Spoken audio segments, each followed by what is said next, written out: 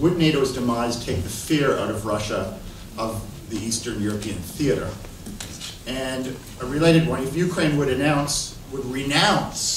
ever to join NATO, if it would declare that it is never going to consider joining NATO, would we have peace in Ukraine and conditions for territorial integrity? Till about a year ago, I think it was pretty clear that Ukraine was, in fact, there was a overwhelming feeling in Ukrainian society that the best option for Ukraine would be this neutral state position. And it's these events of the last year that changed this. So the problem is that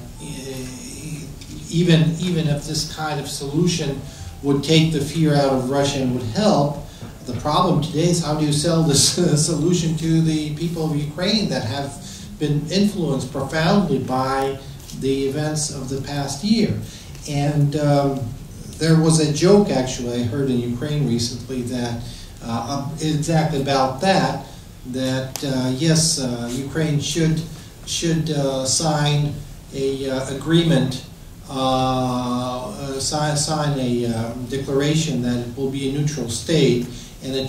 to sign that declaration, it should use the back side of the paper of the Budapest Declaration that was signed with Russia 20 years ago, when Russia promised to guarantee its territorial integrity. So